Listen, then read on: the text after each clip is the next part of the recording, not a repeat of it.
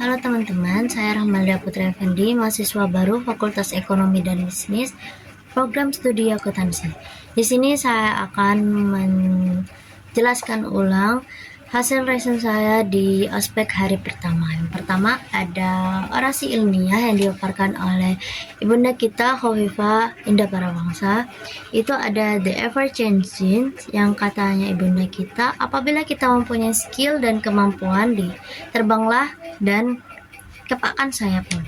Yang kedua adalah Let's Rematch yang diilustrasikan dari handphone. Yang ketiga itu ada VUCA versus VUCA, Vision, Understanding, Clarity, Agility. Dunia paket kompleks dengan paket kompleks.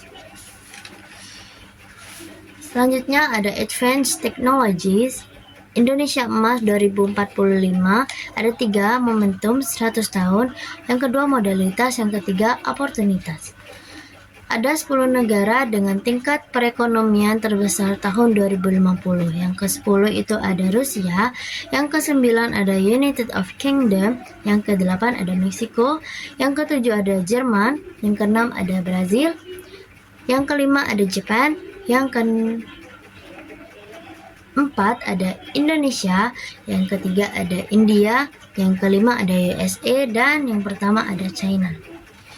Katanya Ibunda Khofifah, pendidikan itu seperti menyiapkan landasan pacu atau runway.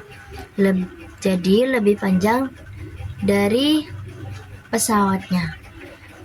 Dan katanya ibunda kita, susah tidak berarti tidak bisa. Susah tidak berarti tidak bisa. Tujuan pendidikan tinggi itu adalah akhlak yang mulia. Yang terakhir ada From Hero to Zero. Penyebabnya lack of innovation, dibutuhkan affirmative dan equality policy. Yang kedua ada Selamat Riyadi, anggota DPRI Dapil Jatim yang memberikan materi.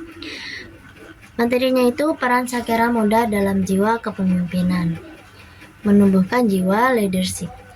4 pilar kebangsaan Indonesia. Yang pertama ada Pancasila, ideologi dan dasar negara.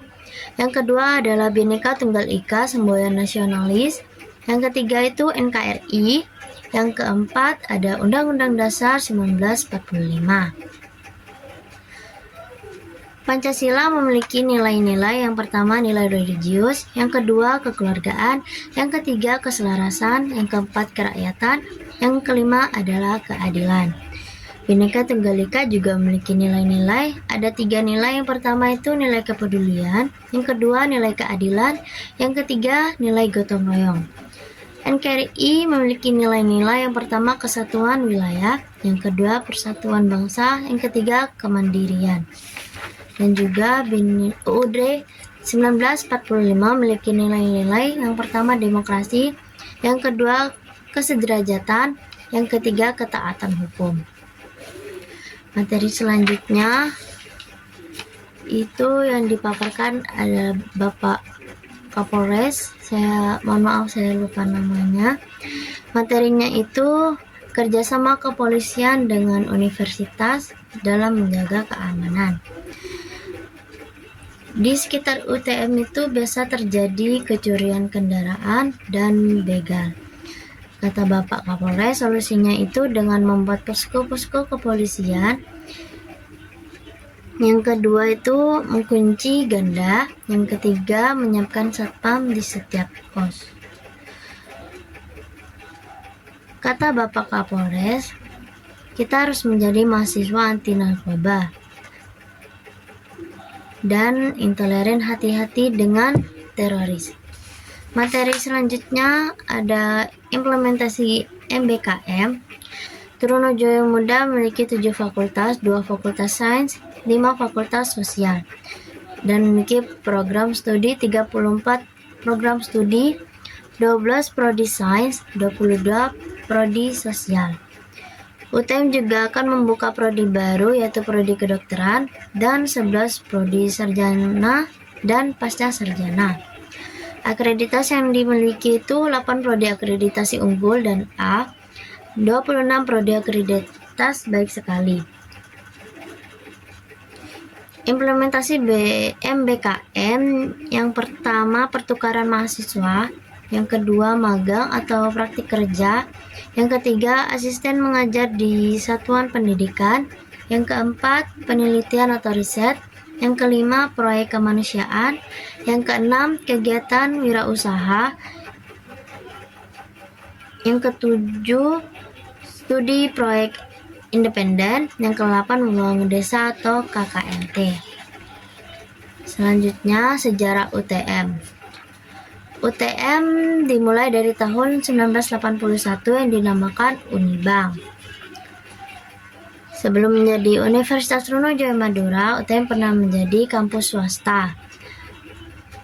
Universitas Trunojoyo Madura disahkan oleh Presiden Indonesia yaitu Gus Dur pada tahun 2001, tepatnya tanggal 5 Juli, dan diangkat menjadi perguruan tinggi negeri.